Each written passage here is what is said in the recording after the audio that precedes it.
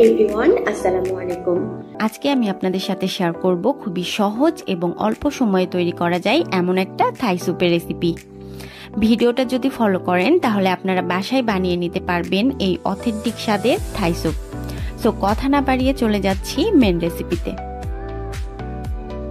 প্রথমেই আমি দিয়ে দিচ্ছি 3টা ডিমের কুসুম,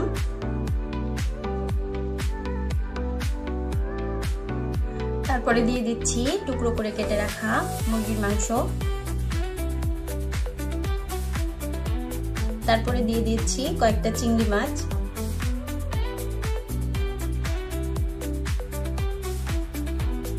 চিলি সস 1 বাটি পরিমাণ,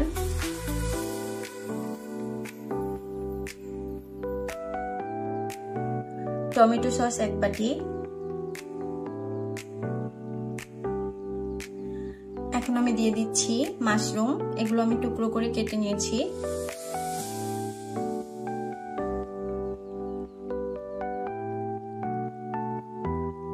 এরপর আমি দিয়ে দিচ্ছি সয়া সস।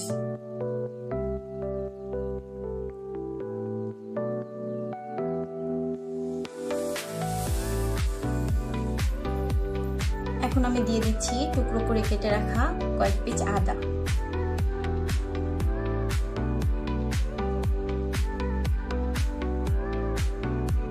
এখানে আমি 3 টেবিল চামচ পরিমাণ কর্নফ্লাওয়ার নিয়ে নিয়েছি। এখন এটাকে আমি পানি দিয়ে গুলিয়ে নিব।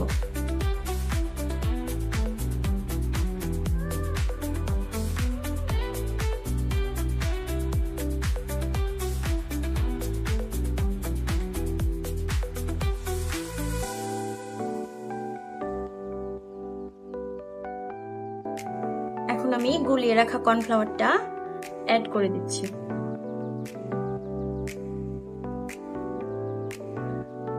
তারপরে দিয়ে দিচ্ছি একটা লেবুর রস।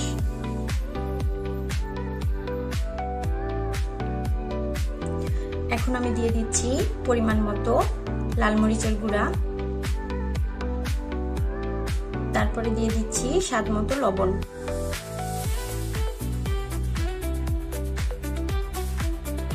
এখন এটাকে আমি মিশিয়ে নিব।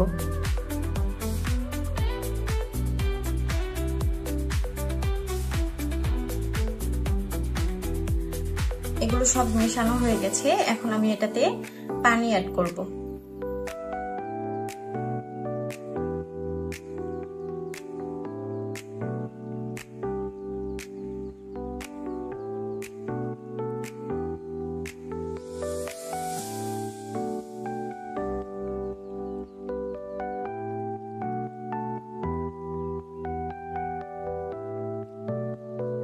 আমি এখানে 3 কাপ পরিমাণ পানি অ্যাড করেছি। এখন আমি দিয়ে দিচ্ছি কেটে রাখা লেমন গ্রাস। এখন আমি আবার একটু নেড়েচেড়ে স্যুপটাকে এখন চুলায় বসিয়ে দেব। প্রথমে আমি স্যুপটাকে 10 মিনিট হাই হিটে জাল করে নিব।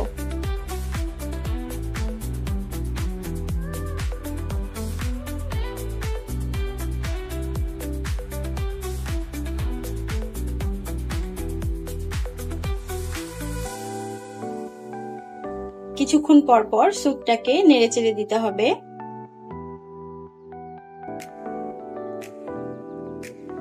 10 মিনিট হাই হিটে জাল করে নেওয়ার পর আমি এখানে অ্যাড করছি সামান্য পরিমাণে চিনি।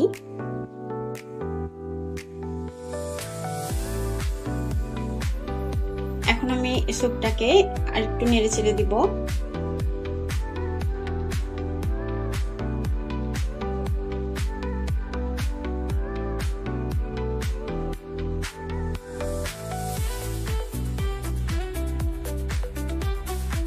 স্যুপটা অনেকটা ঘন হয়ে আসছে। এখন আমি চুলার আঁচটা কমিয়ে দিব।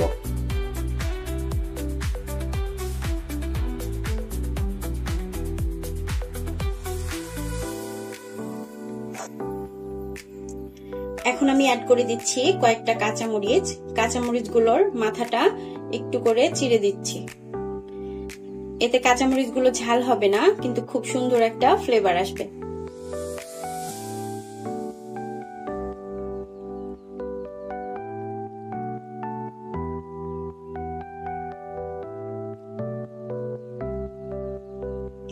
এখন আমি অ্যাড করে দিলাম গোলমরিচের গুঁড়া।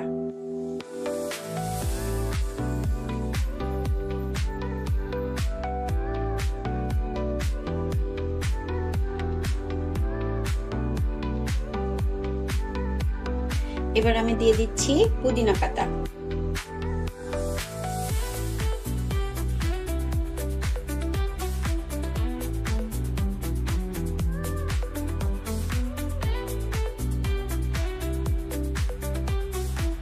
স্যুপটা একদম রেডি হয়ে গেছে, এখন আমি এটা নামিয়ে সার্ভ করব।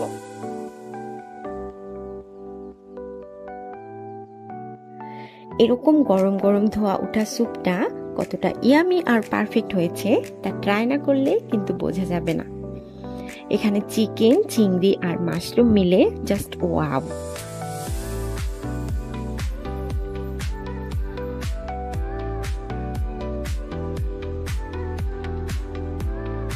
আশা করছি পুরো রেসিপিটা আপনাদের কাছে খুবই ভালো লেগেছে। এরকম আরও সহজ আর মজার মজার রেসিপি পেতে আমার চ্যানেলটা অবশ্যই সাবস্ক্রাইব করবেন। আর হ্যাঁ, লাইক কমেন্ট করতে যেন ভুলবেন না। আজকে এখানে বিদায় নিচ্ছি। আল্লাহ হাফেজ।